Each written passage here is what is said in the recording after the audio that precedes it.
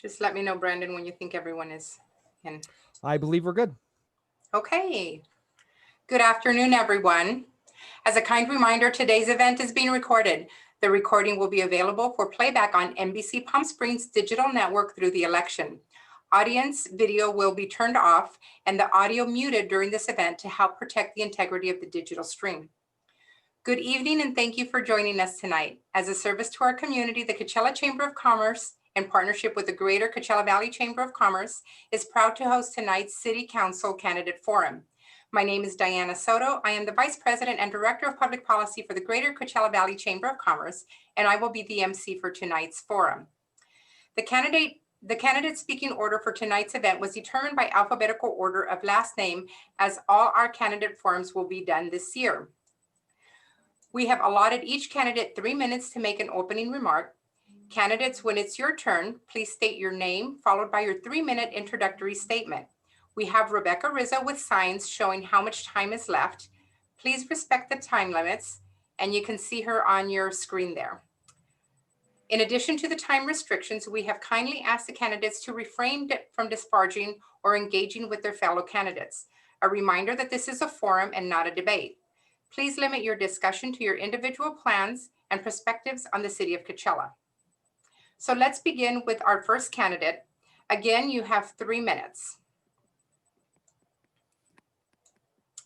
We would like to welcome candidate Denise Delgado. The floor is yours. Good evening, everyone. My name is Denise Delgado, and I'm running for Coachella City Council. And thank you for putting this forum together. I greatly appreciate it. I'm an educator with CBUSD. At the age of 20, I became a single mom and moved from Coachella to Belcamp, Maryland.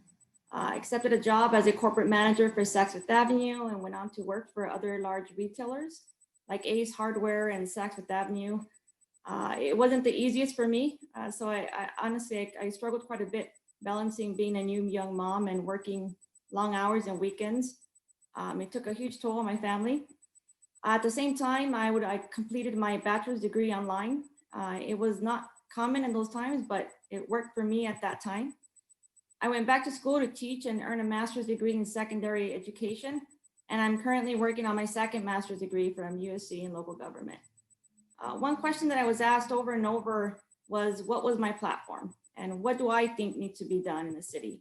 And to me, that was a question really for the residents and business owners and investors in the city, than as to what I thought what was best for the city.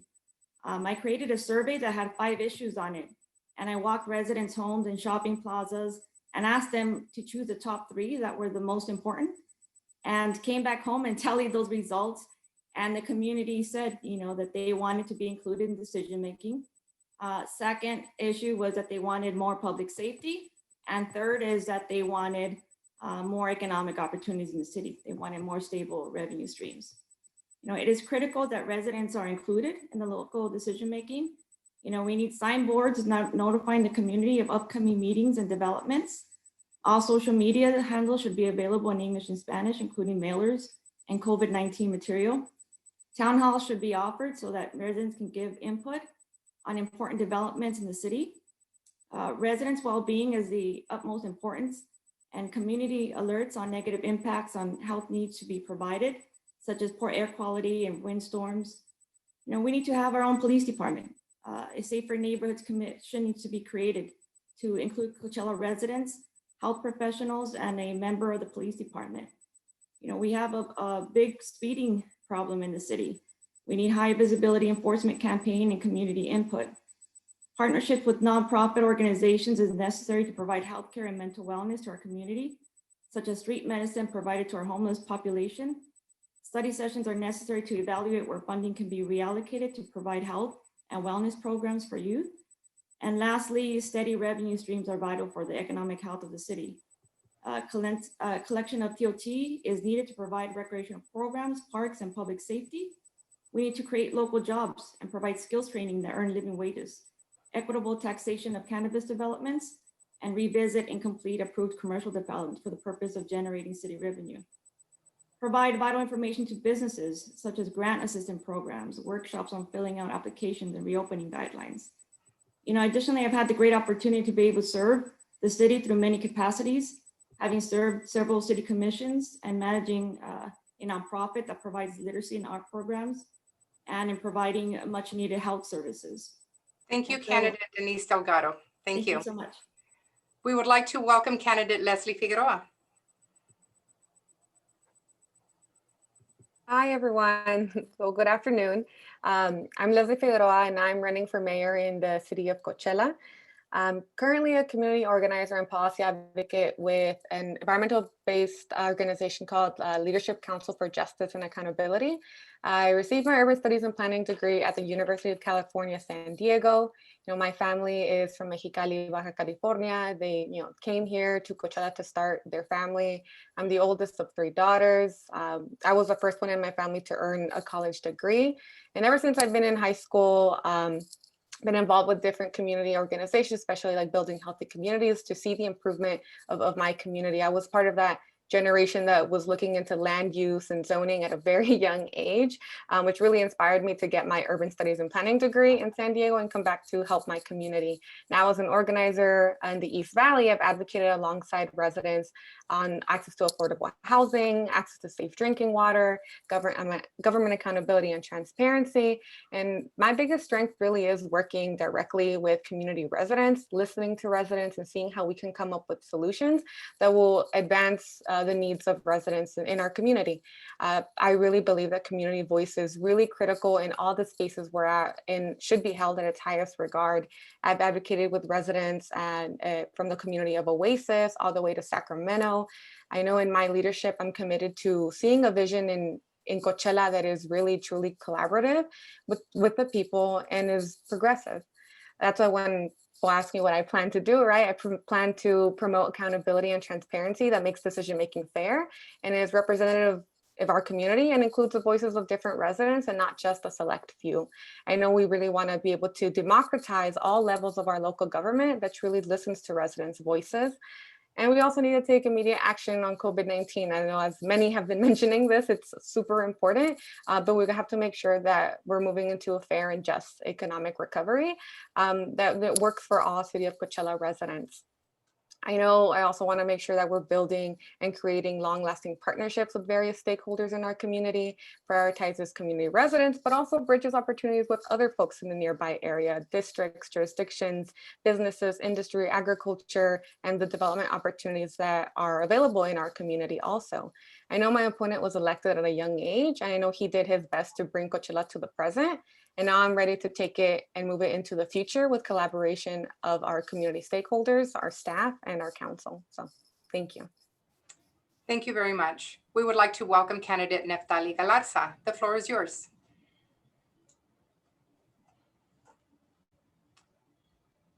Can you hear me now? Go. Much better.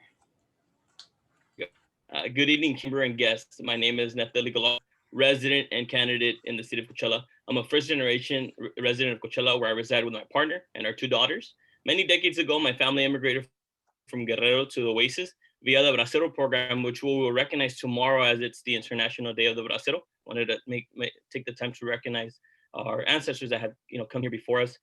Now more than ever, we need leaders who will act to deliver real solutions for Coachella families. As a school board member, we worked hard to represent our students and our families, and we never shied away from tough issues. We're proud of our accomplishments, including allocating funding for the Palmview Elementary School that is currently under construction, paying our workers prevailing wages. Even before I graduated from UC Riverside with a BA in political science and a minor in labor studies, we were deeply involved in the city of Coachella. That in 2014, I was recognized as the city's volunteer of the year by the Coachella Chamber before the regional chamber was formed.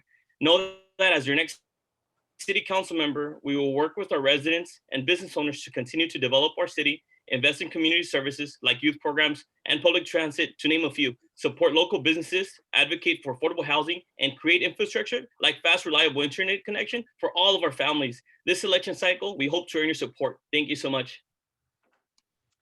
Thank you very much. We would like to welcome Mayor Stephen Hernandez. The floor is yours.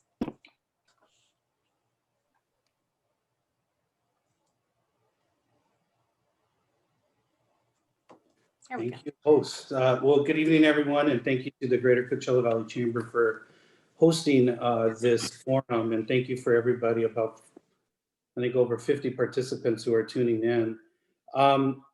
I was born and raised in the city of Coachella, raised by my grandparents, Angel and Loreto Cota, who were braceros who came to the city of Coachella in 1953. I think we are the American dream. I think we are the epitome of hardworking families that have done well and are doing well within the city of Coachella. I was able and fortunate to go off to higher education, UC Riverside, got degrees in English and political science, as well as attended the University of Southern California, where I received my master's in public administration. You know, I think the greatest compliment that I have received is that the city of Coachella is doing a good job, and its leaders are doing a good job when it comes to building libraries, building parks, building infrastructure, building roads, bringing in economic development. But we have more to do and more to go. And I think that when you think about where we were years ago and where people did not have the ability to dream, we have come truly a long way. So the conversation today is about bringing in universities and trying to bring in other amenities. So I think it's very, very important that as a city, we have accomplished a lot, and it's been happening over my 6 years as mayor. Moreover, though, there's still a lot more work to be done.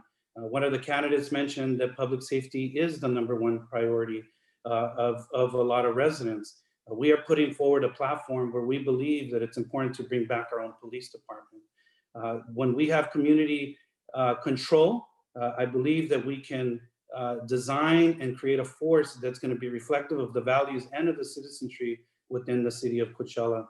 When we talk about economic development, it's very important that the city of Coachella continue to attract the businesses and the jobs that are going to be needed to keep us as a sustainable city. That's why it's very important that we look at our own utility. We know that the IID and the utility systems within the Eastern Coachella Valley have lacked investment, and we need to make sure that the new businesses, residents, et cetera, that are moving into the city of Coachella, they want to move into the city of Coachella, have an opportunity to get electrified and to get electricity. Moreover, it's also very, very important that we start to address the digital divide. For us, we know that our students are suffering, our parents are suffering from doing business at home. In fact, I suffered trying to get onto this forum digitally. So addressing the digital divide is going to be very, very vital moving forward. For me, it's about results. It's about taking a vision and actually practically implementing it. So thank you for allowing me to speak. Thank you, Mayor. We would like to welcome Council Member Emanuel Martinez. The floor is yours. All right, can you hear me? Yes. Good evening. Thank you for the opportunity to speak before you and give a little brief introduction about myself and the platform that we have going for this campaign season. For those that do not know me, my name is Emanuel Martinez. I'm a serving council member in the city of Coachella. I grew up here in the city. My parents actually met in Mecca and bought their first home here in the city of Coachella, where they raised a family and got to, thanks to their sacrifices as farm workers, and then eventually my mom spinning into what is now the cottage food industry, we were able to survive, and thanks to their sacrifices, we were able to pursue an education. Right after CV High School, we went to UC Riverside. And I think for me, what makes me unique is I actually am the only candidate that has a business background. I think there's another one, I'm sorry. I have a business degree from UC Riverside, business administration and economics. And I think that served me well and making me a well-rounded, thoughtful person as we tackle some of the issues that we have before us. Right after college, I came back. I always knew I wanted to come back to Coachella because we know there's a lot of human capital that's often lost. We have people that graduate and find jobs in the big city, but I wanted to come to Coachella and figure something out to help my community. And I started working in affordable housing. Actually, when we talk about affordable housing, I did that. I worked for Coachella Valley Housing Coalition, funding multi-million-dollar program projects, single family and multifamily development projects. So I know what it is to put difficult funding sources together. I know what it is to put a pro forma together, budget, the cost of money. And so I think for me, I really understand the importance of businesses and really balancing the need to continue business growth with the needs of the community, so we can strike good balances, because we can't put all the onus on business to pay for future growth or all the community as well. So we always need to find that sweet spot. And I think that's something that we've been able to do here in the city of Coachella. After CV Housing Coalition, I worked at the state legislature where I learned public policy, worked there for 6 years, and I worked for the IID, providing public power to the community. And so we need to make sure that as we look at how we're going to grow, that we have a good financial fiscal understanding of our approaches as well, and not just say we're going to go off and do certain things. I think I bring that balanced, very fiscal analytical approach into how we move, and I think that's reflected in our progress. For instance, when we started here in the council, our budget was 9 million. Now we've grown that to 24 million. We've increased our reserves to about 16 million. We brought new businesses and really crafting policies like incentives that really attract certain industries that are lacking, that are going to help us grow. And I think that's going to help all around as it relates to public safety, infrastructure, and other just community benefits for our youth. And so I really think Coachella needs that experience to continue taking it to the next level. I have the dedication, energy, and desire of my family here as well, raising with my high school sweetheart to move Coachella forward. And I grew up here, all my family and siblings here, and so I want to continue working with the business community.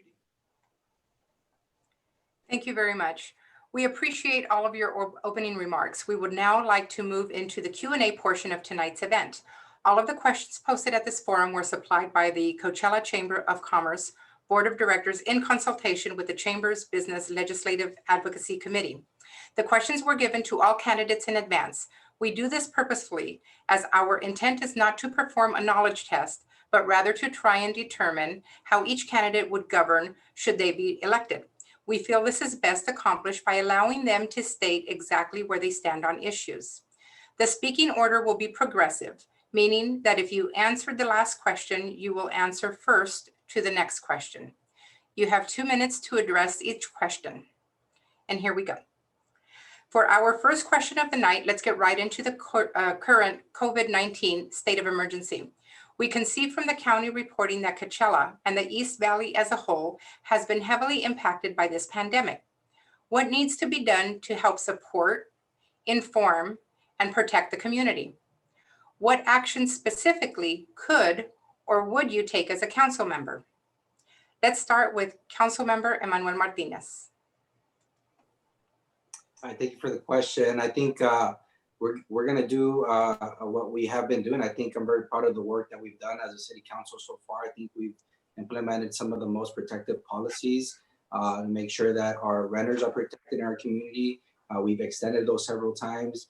The eviction, not only for residents, we're actually the only city that also enacted a protection ordinance, for evictions for businesses as well, because we understand how that important that aspect was. And also just filling the gaps. We did a lot of homework working with the county and just nonprofit organizations to see what gaps existed in our community that weren't being met by the traditional CARES Act funding stream that were coming down. And so some of the items that, for instance, we were able to fund were mortgage.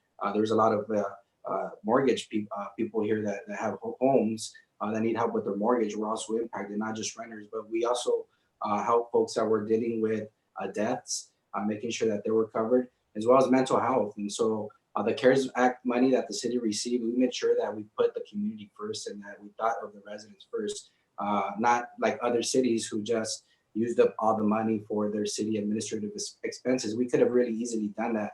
But we know here in Coachella, we're the most impacted, and we know not only in terms of the pandemic, but also in terms of the economics. And so in order to help provide some relief, we put that money into the families who really need it. And we're going to continue to advocate to make sure that Congress passes, hopefully here in the next week, another COVID relief package. And we need to continue putting the pressure. We distributed masks as well. So we need to continue to educate our community about the protective measures that they can take as we continue to endure the pandemic. So again, make sure that we have resources to address some of the needs and that we're enacting policies that protect our community and businesses as well. And number 3, that we're educating everybody on the pandemic and what people can do to keep their families safe. And so we're going to continue to press that so we can, we just moved to a tier, so we can continue moving to another tier and open up the economy. Thank you for that. Candidate Denise Delgado.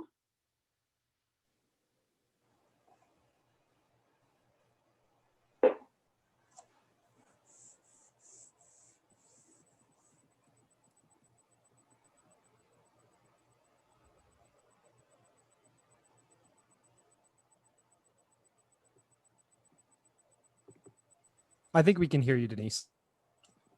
Thank you. Thank you. The city of Coachella has been hit hard by COVID-19 for many reasons. The pandemic continues to spread and people are forced to stay home. Workers are losing their jobs. Healthcare systems are being stretched farther than it was meant for. And some local businesses are at risk of closing permanently. And the country is bracing for recession. The crisis has exposed many inequities that threaten our residents' lives, safety, and security. Considering that our residents' median income is $34,000 a year, we need to ensure that we are supporting our food distribution centers, that we're partnering with nonprofit organizations like Clínicas de Salud del Pueblo, Borrego Health, and Riverside County University Health System for outreach to get to those who have lost their jobs and health benefits. Our homeless and immigrant populations remain vulnerable groups.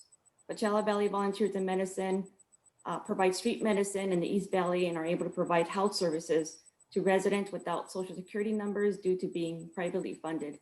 This is an excellent opportunity to provide support to this organization so they can extend these services to marginalized groups. The city of Coachella is not only a large migrant community, but a large labor community. We have the health care workers, the grocery workers, the construction workers, just to name a few. Distribution of free masks in early April would have benefited our essential workers. Visible signboards, radio ads, and having virtual meetings with healthcare professionals is necessary to alert our community of the urgency and importance of following social distancing guidelines, beginning with local leaders setting the example. Also critical to highlight is the closing and reopening guidelines with local businesses and ensuring that it was made available in Spanish. They are already worrying about so much, having to have someone translate the guidelines shouldn't be another. Additionally, we have received grant money towards helping businesses. Having workshops teaching how to fill out the applications is beneficial. Again, these processes are confusing and what is required is overbearing. Let's try and make this process as easy as possible so they are receiving all the assistance available. Thank you. Thank you. Candidate Leslie Figueroa.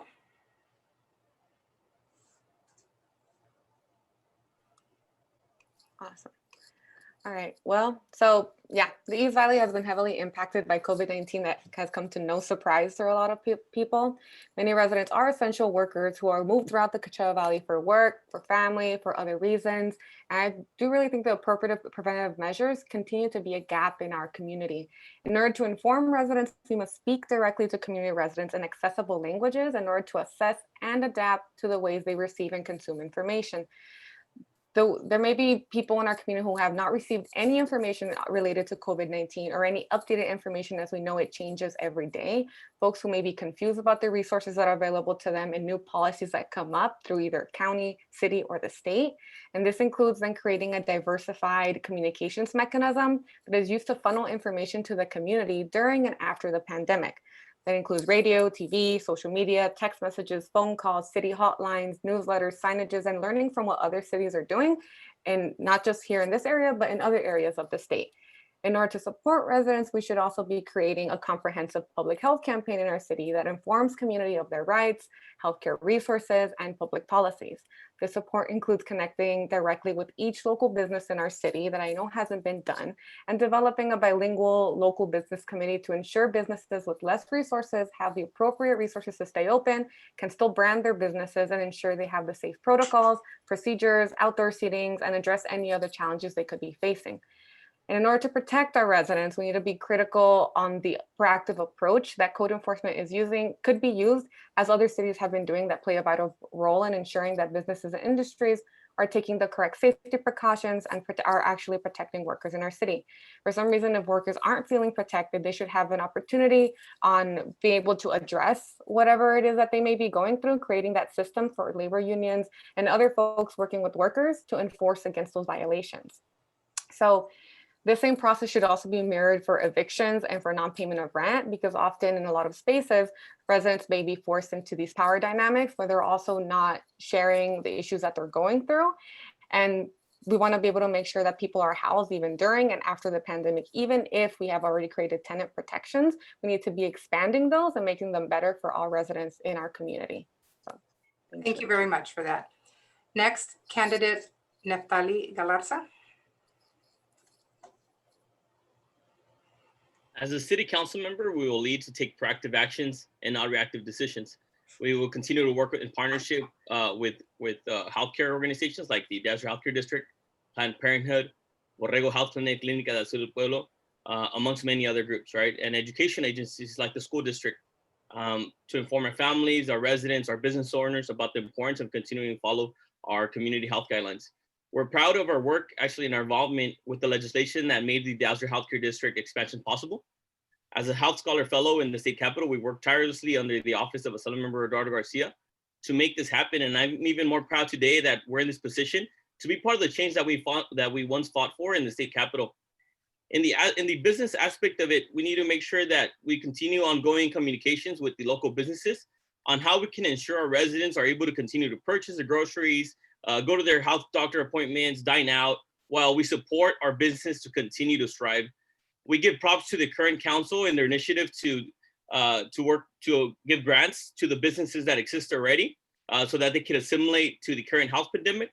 We also recognize the good work that has done with the home ownership and renters assistance. And as a council member, we also commit to continue to being part of that change and working with our residents, our labor unions, our businesses to make it happen. So that's it for me. Thank you very much. Mayor Stephen Hernandez.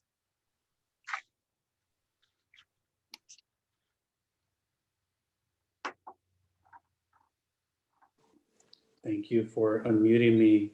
Let me just take a moment to recognize that race and equity is very important that we recognize in the city of Coachella when it comes to COVID. We know that in the city of Coachella, we have essential workers that cannot stay home and not work from home. They are workers that are working in the agriculture industry, working at grocery stores, working in other essential industries that unfortunately are not able to stay home. Moreover, we also have a lot of multi-generational households in the city of Coachella. That's moms and dads that lives with their kids, but also their abuelos and abuelas and tios and tias. And so it's very important that we recognize race and equity here in this COVID conversation. In the city of Coachella, we as a city did not start off with high numbers, but we took quick action as soon as we started realizing that the numbers of Coachella were going up. So as a council, we established a moratorium for housing and commercial evictions. Very proud that in the city of Coachella, if you have a house or if you have a commercial businesses, you will not get evicted, and this is going to go till next year. We did park closures as well as informed our businesses of what they needed to do. We helped our businesses acquire PPP as well as PPE. And it's very, very important that we let those businesses know what they have at their disposal. We handed out over 60,000 masks. We established testing facilities with Borrego Health. We established testing facilities with Riverside County as well as the private sector in Long's Drugstore. Moreover, just recently, we put a program where we put over $430,000 on the street for housing and mortgage assistance. First city in the desert to offer assistance for mortgages. We put money to mental health services because we know that there are a lot of mental health issues, and we partnered with Clínicas de Salud. We established a youth internship because we know that our youth are also struggling during the COVID pandemic. And moreover, we helped out the businesses as it relates to not getting enough PPP. For us as a city, it's going to be important that we continue to fund those efforts, and moreover, that we continue to work with our partners in the state and the county, as well as the feds. Thank you, Mayor. Coachella has seen tremendous success securing grants and funding for public projects and infrastructure build-out. While it is important to leverage this funding, it is also important to make sure it is deployed strategically for the long-term growth and development of the city. How do you see these types of funding sources playing a vital role in the city's future? Let's start with Mayor Stephen Hernandez. Well, thank you for recognizing that. We've, one of the things that I think everybody here is going to say is we need to keep applying and keep knowing what's coming down the pipeline. But more importantly, I think it's the relationships that we have established at the county, state, and federal level. It's not simply just to apply to a grant, but it's actually to generate the ideas for a grant. We have been at the forefront of generating ideas with the state legislature, the county of Riverside, so that when the criteria gets drafted, Coachella has a seat at the table. For the longest time, the criteria was set and we didn't even know what the criteria was. And if the criteria comes out and you're not at the table, that grant wasn't meant for you. But we've been very fortunate in the city of Coachella that, last 2 weeks ago, we did a small virtual kind of recording for a groundbreaking. And we were the first city that received cap and trade dollars in Riverside County, as well as a rural suburban community. Very proud of that work. We were a city that received dollars for our park grants, Park 68 grants with Las Flores. We were a city that just received urban greening dollars for the Grapefruit Corridor. So for us, it's simply to be at the table. We need to continue to be at the table so that when those grant ideas are generated, we're there, Coachella's recognized, and we fit the criteria. Thank you so much. Thank you. Councilmember Emanuel Martinez. Well, I'll start off by saying if it's not broke, don't fix it, right? So we've been very effective in pursuing grants for our city. And I think, again, you guys have recognized that just in the question itself. And we're going to continue to pursue that. And I credit our ability to secure funds to see the infrastructure projects that we've been seeing here in our community play out. I credit that to our understanding of public policy making and our experience in the state capitol. It's really important for us to understand that process and having the foresight, because a lot of times these processes take years to actually get into the funding disbursement aspect of it. And so with my experience that I've had working in the legislature, working with the mayor and his understanding of county government and all the time that he's been spending, that for example, creates, I think, a strong team where you have individuals who really understand the public policy making processes at those respective levels of government, that when we put together, we can really work to bring those resources down and funnel them down to our community. Again, it's really important that we continue to understand, and I have that experience working 6 years in the state legislature, how these, for instance, bonds are put forth before the legislature, or how they're put before the voters on a ballot, so that when they are crafting that language, that we actually have insight, and also the relationships to make sure that whatever suggestions we're putting in whatever proposal that's going to provide future funding, that they're going to qualify for the city of Coachella. And that's something that we've been able to do, for instance, as it relates to air quality funding when 1318 and the gas power plant that got there. That's how we're able to synchronize some of the lights. That's how we're able to work with Eduardo Garcia, the assemblyman, my former boss, and CVAG, to make sure that we have the regional support and also the policy in place to qualify the city of Coachella. So it's very important that we understand public policy at all those various levels. And I think with the team that we have and the experience that we have, we're going to be able to continue to take the Coachella to the next level. And now with the new blood here, with another person, Mr. Galarza, who has public policy experience, I think we can really have a strong team for the city of Coachella. Perfect. Thank you very much. Candidate Denise Delgado.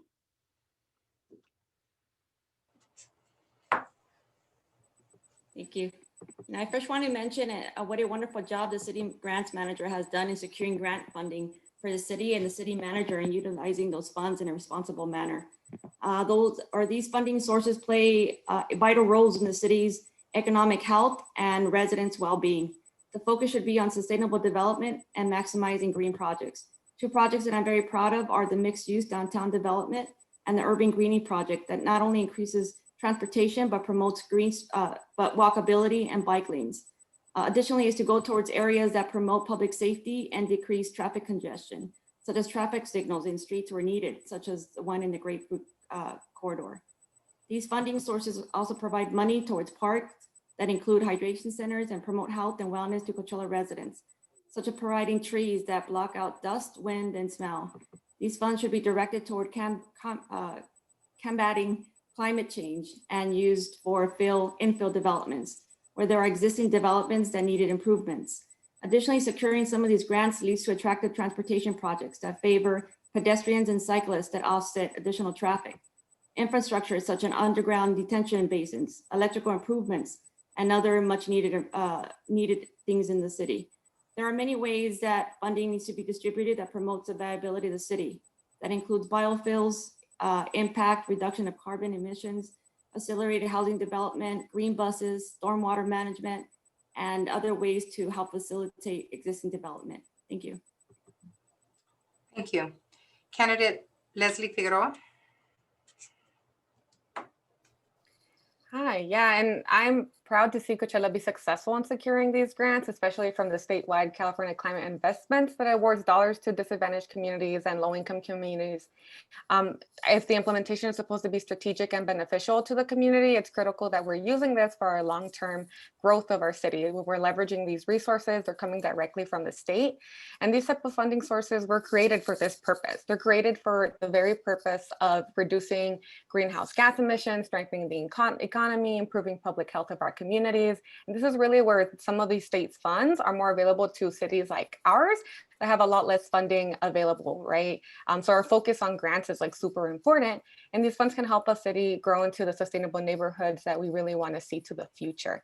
As a city, we should ensure to take advantage of these programs, and our success is to apply for more fund within and outside the California Climate Investments, support local organizations and the community members that are advocating for this type of work, and some of the funding from California Climate on affordable housing and sustainable communities, the transformative climate communities, the urban greening, and just really making sure that we're also advocating on our end as a city government to making sure these programs are sustainable within the governor's budget, because we've seen them be cut in the past, right? And we need to be proactive to change the criteria of these funding sources, because often they're not just set.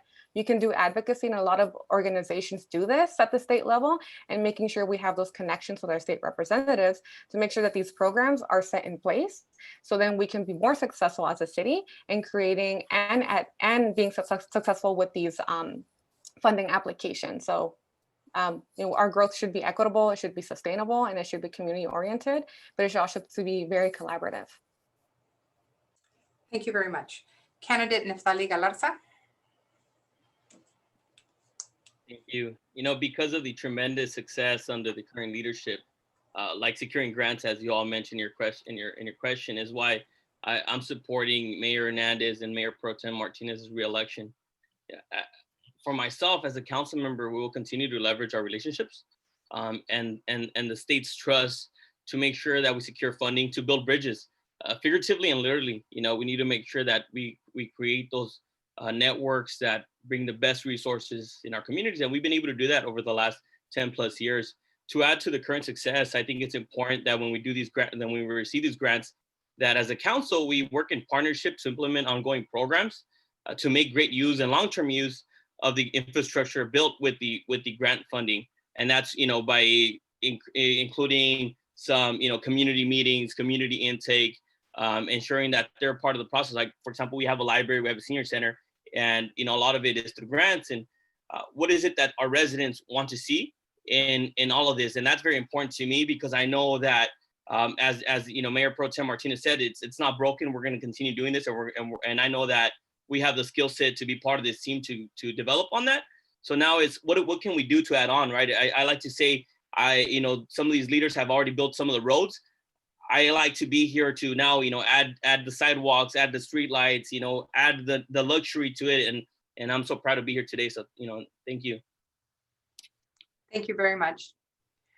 One of the main focus of any city council is trying not only to attract private development, but attract the right projects that fit the right vision of the council and the needs of the community. How would you as a council member work with private developers to move Coachella forward? Are there actions that you would like to take that you think could better position the city to accomplish this? Let's start with candidate Neftali Galarza. Thank you. I think in a way this complements the last in our conversations about ensuring that we work with community, right? And that's very important to me while working on private or public projects. I have a track record of being a very accessible individual, an innovative individual. We want to make sure we meet with our residents, our guests, people that come shop here, and our business owners to learn from them on what is it that they like to see when we work with private development, and what new things we want to see in the city. I think a lot of times as leaders, sometimes we may assume because we have a different knowledge of sort of community planning, but I think it's important to bring in residents and seeing from their intake. And one of the things I continue mentioning is the neighborhood want to make sure we inform neighborhood councils that they're involved in the projects, private or public projects that are built in their communities. And we want to make sure that through private funding that we could bring in some extra monies to our communities, that there's community benefits too. I think the city did a good job with some of the, now I think Coachella has the best murals in the city, and a lot of it has been through these types of actions. I've been, in my professional life, we've been able to be part of community benefits and working with developers. So we have that experience on how can we make sure that while we support this project that's going to, do good for the community, bring in revenue, and also, good for their business. What is it that we could do for our residents that we could continue, mentioning, creating these public goods? Thank you. Thank you. Mayor Stephen Hernandez. Thank you again. I want to combine the last question with this one. For us, it's been important that we deliver on infrastructure, and it's not simply just applying. Other cities in the valley have applied and they have not gotten the resources that Coachella has gotten. But we're applying because we have the relationships, we have the networks, we have the ability to implement these projects, and we've been very successful. And as a result, the development community has taken notice. They know that when they come to the city of Coachella is going to work with them to make sure that when they bring in that $50 to $70 million investment, that it's going to be taken seriously. I think one of the things that the mayor has to do is set the tone when it comes to development. Certainly demonizing private investment and saying, si se vende, or you're styling out because private investment is coming into your city is not the right tone that we want to set, or even be affiliated with groups that are talking about investment and even gentrification. Developing private or virgin land is not gentrification, it's virgin land. It's not displacing anybody, maybe except maybe a critter or two, but what we're talking about is bringing in better and bigger development to the city. The city of Coachella has waited for a long time to bring good development into our city. It's happening and continue to happen. For us, it's important that as a city council and as elected officials, we actually read the plans that we have. The general plan, the Pueblo Viejo downtown development plan. There's a number of different specific plans within the city. And for us, it's being knowledgeable about those plans so that when a developer comes, there's certainty. So when a developer comes, we can tell them, look over here and not over there. So that when a developer comes, they know that these projects have been developed or these plans have been done with the community in mind. And if we have to redo those plans, let's redo the plans. But for us, it's about keeping a vision, moving that vision forward, and providing certainty with the development community. And I think that's why you're seeing good development come into the city of Coachella. Thank you, Mayor. Councilmember Emanuel Martinez. Yeah, I think some of the things we've been able to do to make sure that we're working with developers is, again, two things that the mayor alluded to, right, was we have the general plan that lays out growth and development, and the development of that plan included community input. We had a tremendous community input, prioritizing what amenities and what type of development we would want to see in certain areas of the city, so that when a developer comes, we already have a plan that's to some extent approved by the community, right? And on top of that, right, we need to make sure that the city government, that we have stability, so that when not only at the council level, but also at the administrative level. So the onus is on us as city leaders to set the tone and making sure we increase the level of professionalism in the city. And I think that's what we've been able to do since we've gotten the city council. Number two, that we have the right people in place that are capacitated to do the job and be able to facilitate the growth and the investment that a developer is going to bring in. I think some of the things that we've been able to do, specifically to tailor some sweet spots where there's a developer coming in with a certain project and there's a certain community needs, was, for instance, on here on Avenue 50 and Calhoun, where we have the Tower Market, and now we have a community health clinic that's going up. We work with them very closely to do some change of zones, make sure that project got in there and meet the healthcare needs of the community. We've done that as well in the past to help facilitate development such as CFDs and offsite street improvements. But it's very important, one, that we continue the community input engagement. We have some plans in place to do that. And on top of that, that we have the professionalism and ability to be able to create certainty that development is going to happen. And so as homegrown and just the relationships that we have here in the community and our accessibility, we can definitely do that. Understanding our community and growing up here, and also understanding the business aspect of what it takes to development. Like I said, I have that background, so I also have that understanding. And so thank you for the question. Thank you for that. Candidate Denise Delgado.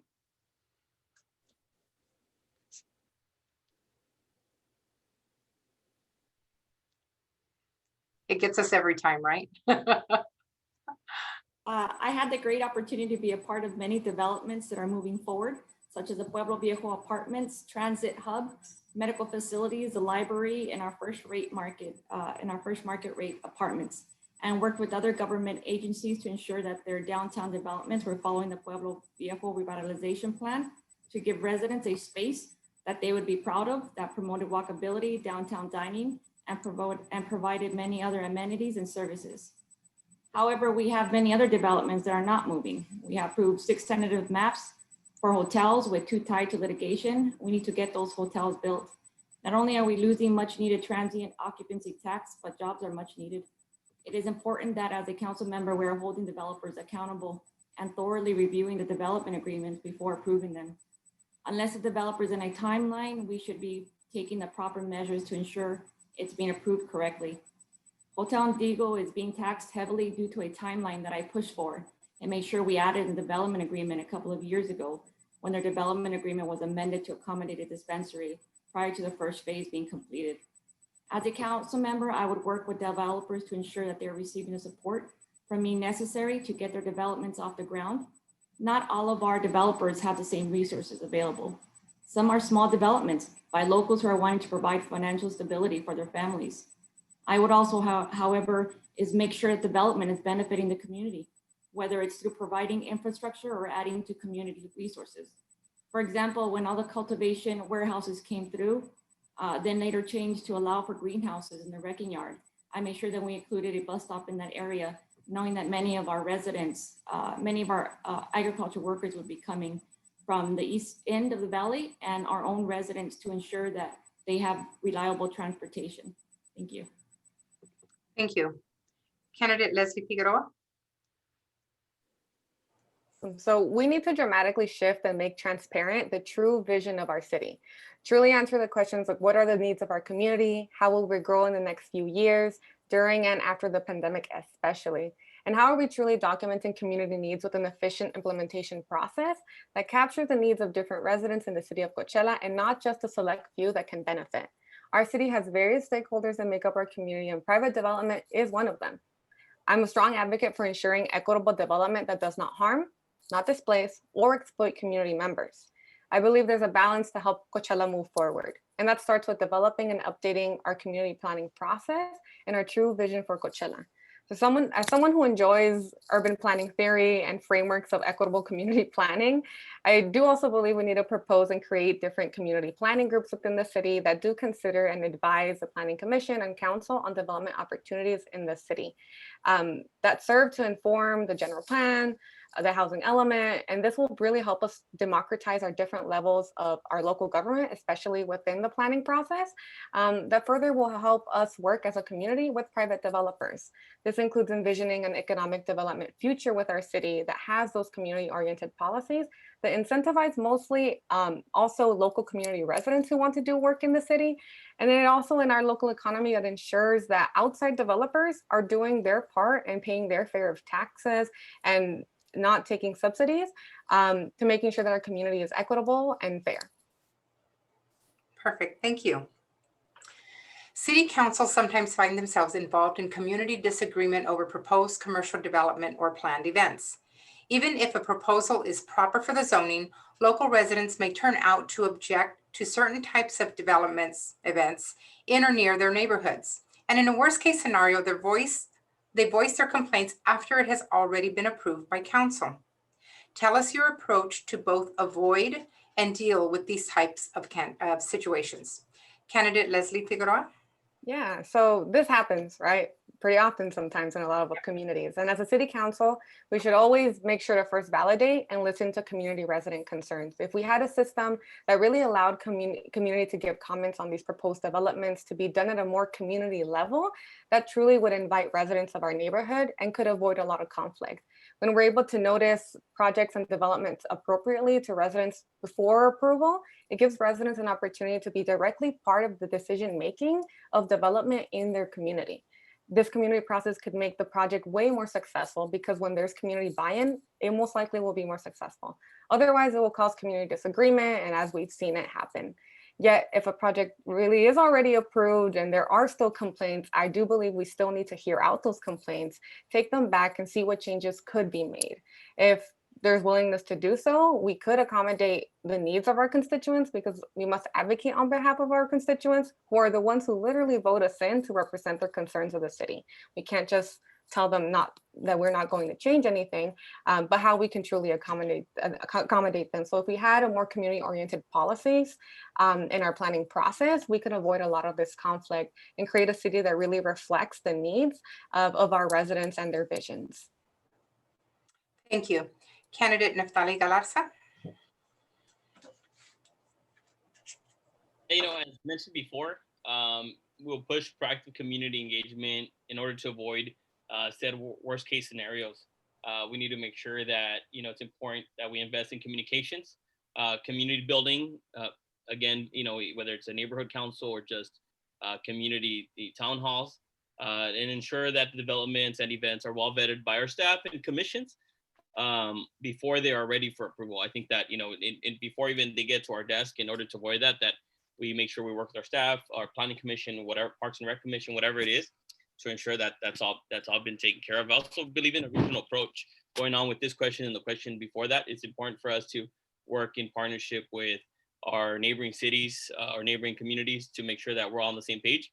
And we, make sure that we don't affect our neighbors, in a negative way or whatever. But I think that we need to make sure we create the most positive things in our communities. Thinking of this, it's happened many times. I sit out, through my window, I could see the new church on Avenue 53. I see the bell tower, and I remember, being part of meetings leading up to this, and then even having, big celebration years before, when this land was first acquired. There was a lot of music, a lot of community, and stuff like that is why I'm reminded of why I wanted to be part of this, and why I wanted to make those changes. I remember dancing to Los Angeles Negros and in this land, and now I look out my window and see the bell tower of this beautiful church that was done with community approach, and I will support, moving forward in increasing it if it's not done properly, and moving forward and invest in communications, whether it's with social media, hiring a full-time PR person, whatever it is, but that's what we're here for. Thank you for that. Mayor Stephen Hernandez. Thank you for that. We in the city of Coachella have been doing a number of these different efforts. I'm very proud of the work that the city of Coachella has been doing with its nonprofits.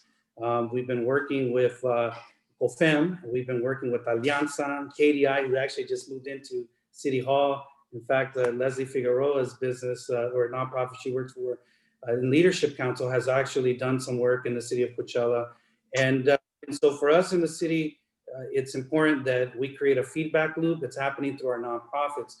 Moreover, it's also very important that we continue to strengthen our structure and internal mechanisms within City Hall. So as a city council, we have moved forward on having a bilingual agenda. We've also have a bilingual translator within the City Hall.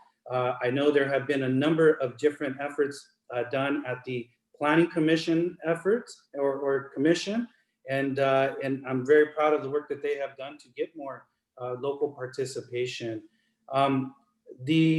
For us, frankly, it's about making sure that people can turn out. We have done everything, I think, and are working on a lot of solutions in the city to try to drive out participation. Sometimes our residents, because they work 2 jobs or because they're working in the afternoon, they're not able to attend a meeting. So for us, it's very important that there are community meetings, that the developer goes out and meets with folks, And frankly, we need to continue to do that and strengthen that in English and Spanish, and keep moving on those efforts. Thank you, Mayor. Councilmember Emanuel Martinez. Yeah, I think for me, I mean, I'm not going to repeat a lot of the things. There's some good ideas out there, but I'm very proud of the work that we've been able to do, just outreaching to the community, making sure that they're aware of any event or any development.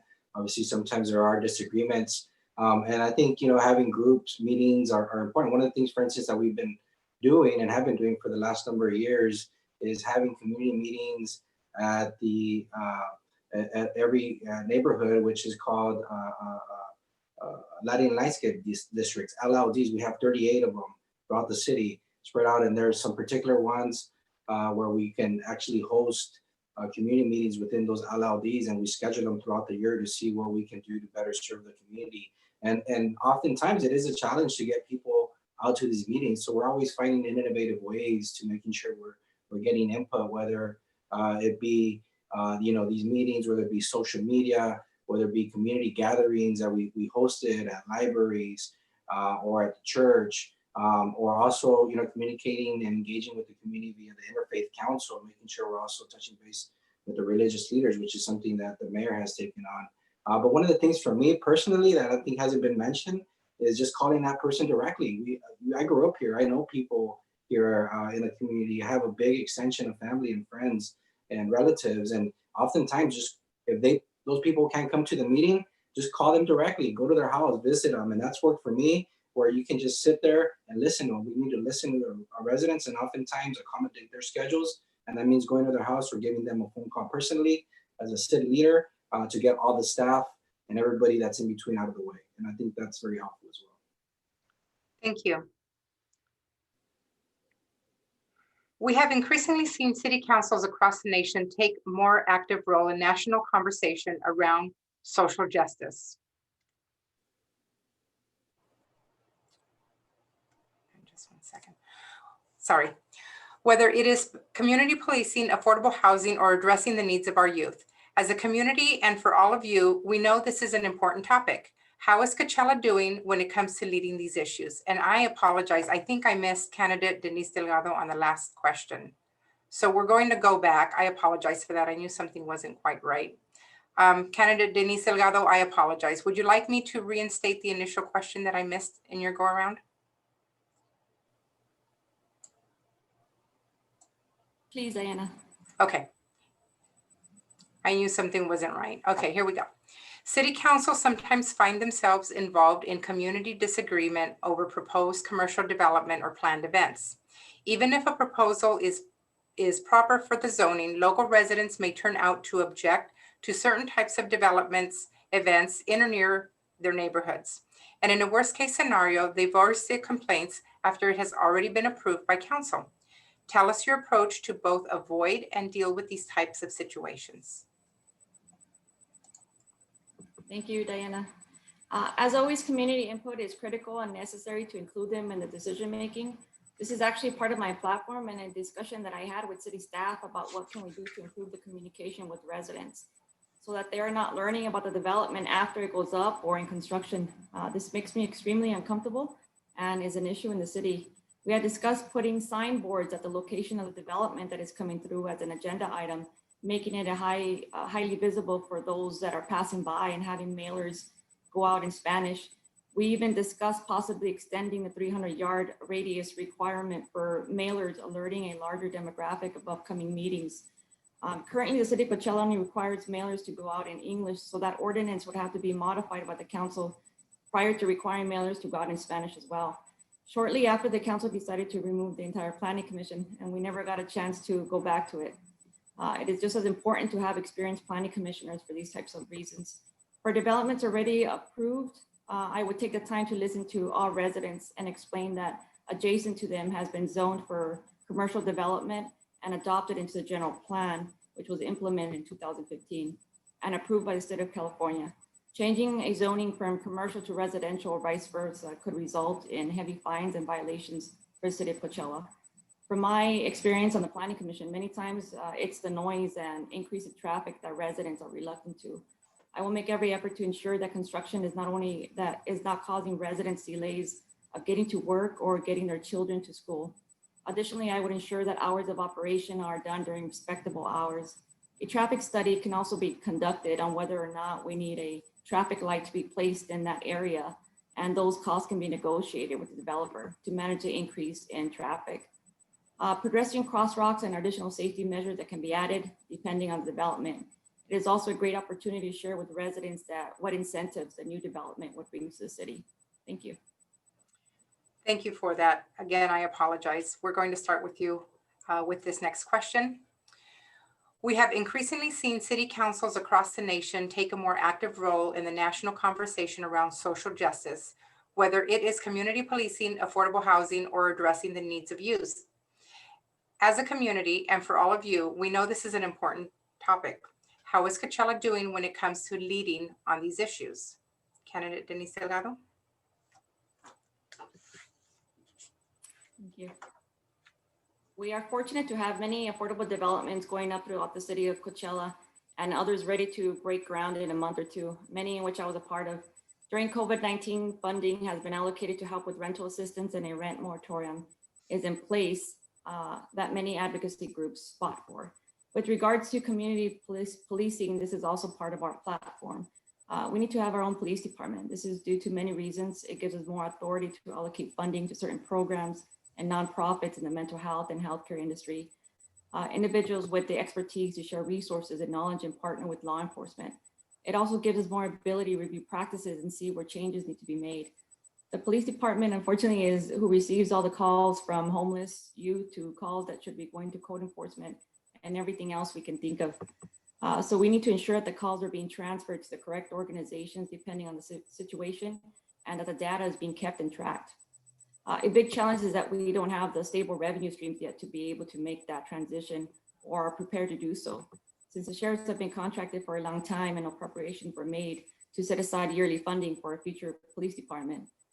Due to this, we have to lean on our nonprofit organizations and state and county resources and apply to all available grants to assist with providing resources and attention to these types of concerns. Additionally, what we can start doing is having conversations. For now, that would be virtual, with our community, healthcare professionals, law enforcement, advocacy groups, and local businesses on these issues, and seeing what we can formulate and put into action cohesively. Thank you. Thank you. Candidate Leslie Figueroa. Right, so social justice must be a pillar of our local democracy and should be in every decision we make as a city council. I believe we have come a long way as a city on the issues, but we can and must do better. So we must ensure that our communities are safe and not over-policed, and balance the dynamics of our safety in our community that is equitable and fiscally responsible. So California continues to also have a housing crisis, that is no secret, and Coachella, along with many other cities, have not met the sufficient number of homes that must be built according to the regional housing needs allocation. As the city undergoes a housing element update, we must ensure it includes community input and is dedicated to looking at various housing solutions for the different age groups that live in Coachella, such as deconstructing the housing product that prioritizes only the nuclear family, but opens up that housing choice to other people that also live in our community. And we must look at these co-housing opportunities, community land trusts, and other less traditional housing ideas to get us out of this crisis.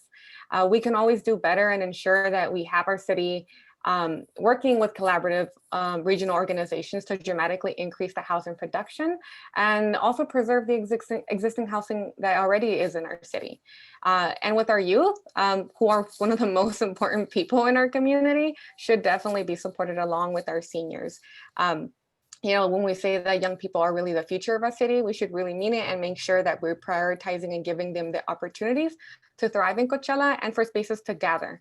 I hear that a lot from folks who live in the community, but I also hear it from folks who are older in the community, and being able to provide intergenerational spaces where we can learn from each other and really, you know, move Coachella into a better community. I know I commit myself to working with youth, to working with seniors, and have worked with different age groups, and you start noticing that people align with a lot of the issues that they see, and sometimes also align with the needs that they want to have in their community. I know I want to make sure that we're also creating a youth commission in our city to involve our young people within our local government, and work with existing community organizations that already support youth and already support seniors, and also are supporting homeless youth in our community. Thank you. Thank you. Candidate Neftali Galarza. Thank you. You know, something I think that's very unique to City of Coachella leadership and candidates alike is that if I think of any candidate or any current council member, we're all first generation, you know, kids of immigrant farm workers that, you know, came to the US for a better life. You know, I think that's something very unique to our city and to our leadership, our candidates.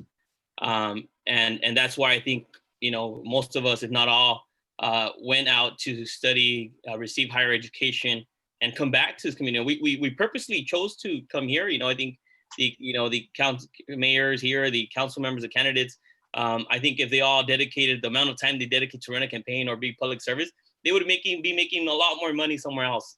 But because of the life experiences that we came in and we grew up with, is why we're here. I support wholeheartedly the goal to create our own police department.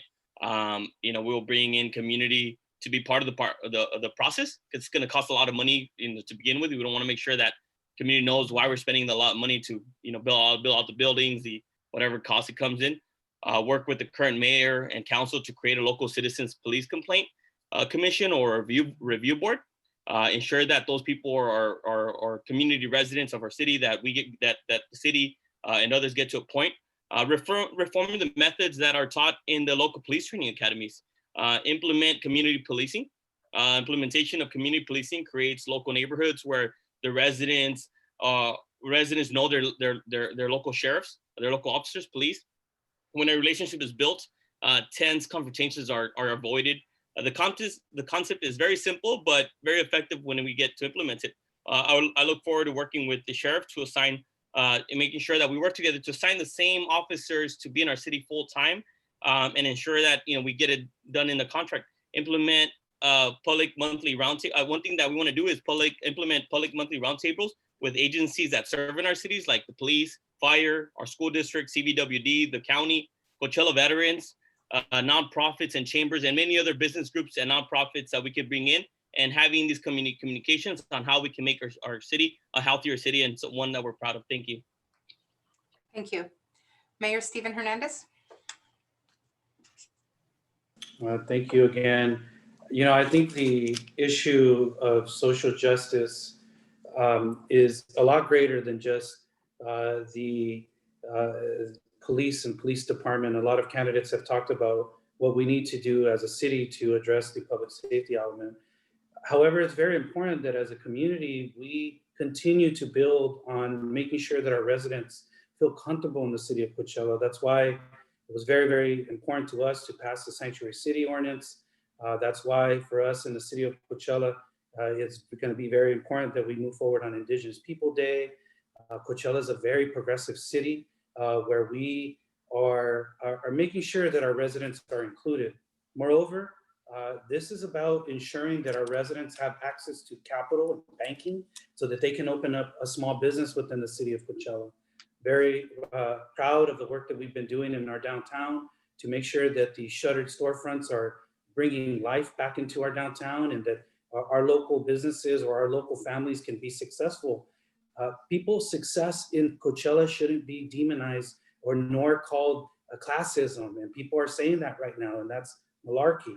I think it's also important that we talk about housing and good housing and affordable housing, but not only housing, but housing for all. If you're from Coachella and you see success in the city, you can live in the city of Coachella.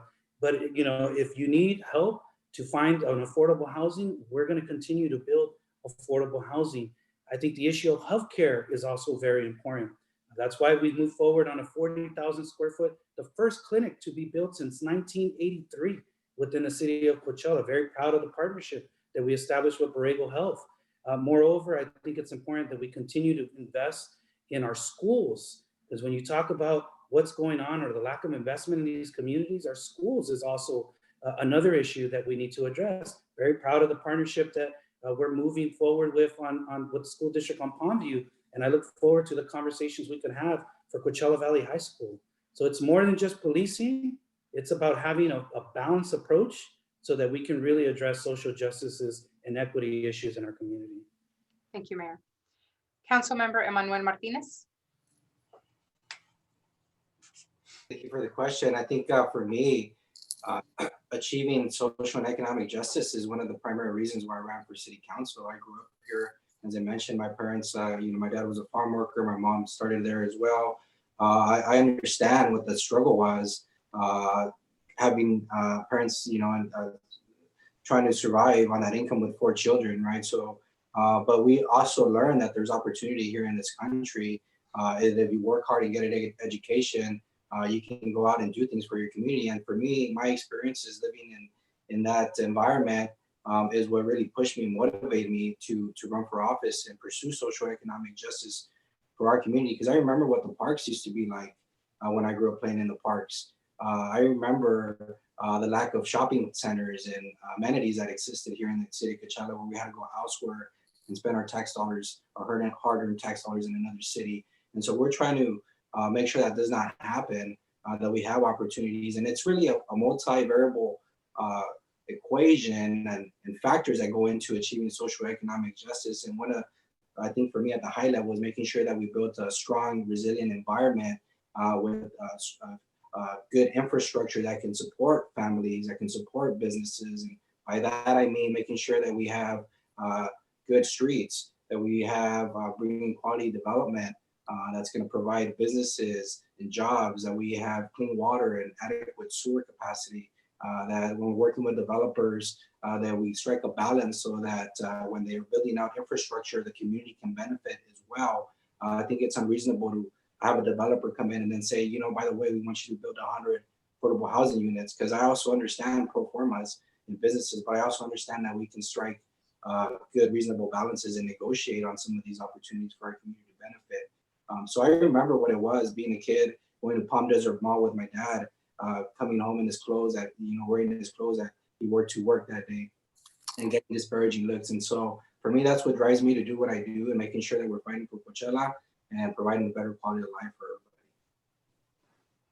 Thank you. The economy is constantly evolving, and it is no secret that automation, innovation, and general technological advancement in the workplace is increasingly changing and even threatening blue-collar, hospitality, and service-related jobs. As a city that is home to many working families, how can you as a council member help to shape your community's future to prepare them for success? What would a next century Coachella ideally look like to you? We will start with candidate Denise Delgado.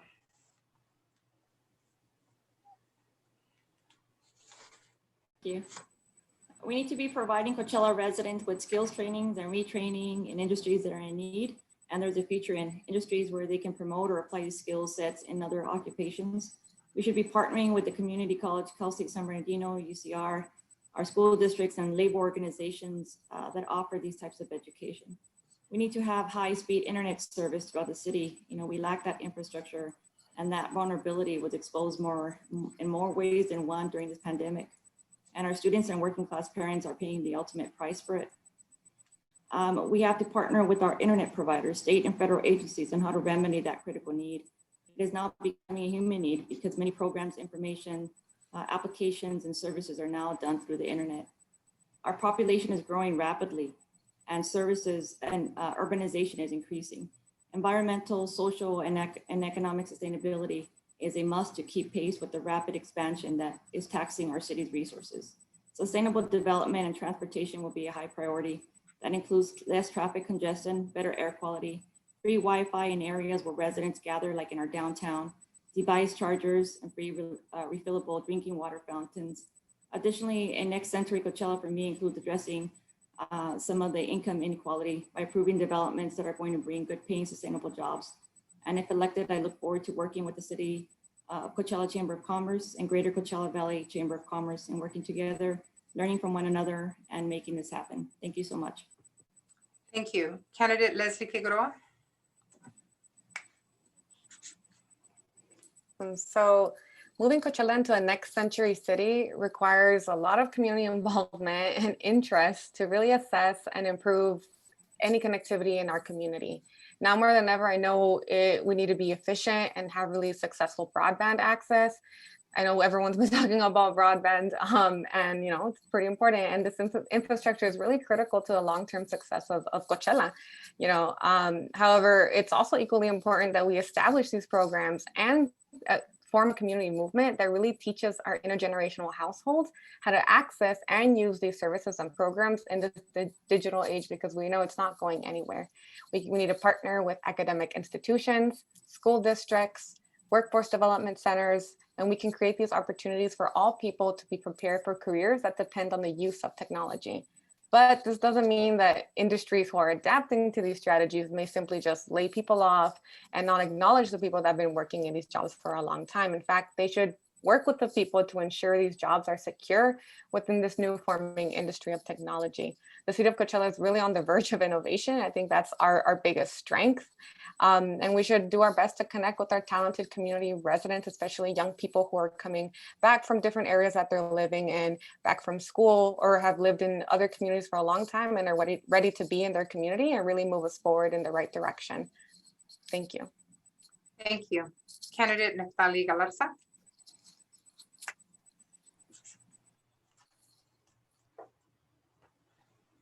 I think it's important for us in this aspect to invest in youth, whether it's in, we talked about earlier in social justice, and now talking about the future, investing in youth, working with our school district, where, I've had the pleasure of working over the last 3 years, and that we, partner and we invest in education. We need to make sure that although, it's true that not every student is going to go to college, we need to make sure that we treat every student as if they're going to college. Because if we prepare every student to be college ready, and they choose to go to college, or they choose to stay here and work, start their own business, they're going to be the most prepared students and achieve greatness. We want to make sure that we work in partnership with our labor unions to make sure that we work that the apprenticeship programs are well known to our students, to our residents, and now at the same time working with the chamber, with Riverside County EDA. As well as CBEP, who has some iHubs, in Indio and Palm Desert, Palm Springs, talking about how can we bring innovative programs to our city and ensuring that, our youth, our future workers grow from it. I have a 4-year-old and another baby that's 3 months, and I think about them, right? I think about today, if I was a student under COVID, and if it happened in the late 1990s or early 2000s, it wouldn't be possible. We didn't have the internet that we have today.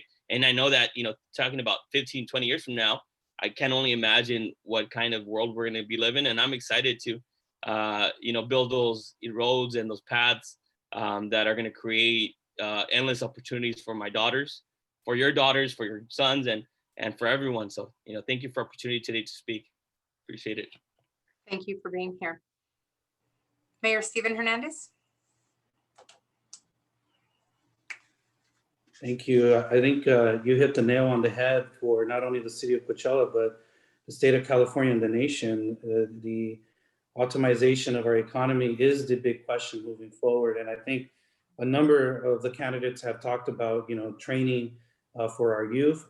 They've talked about training for our existing workforce and making sure that we can retrain them and allow them to access and be a part of this economy.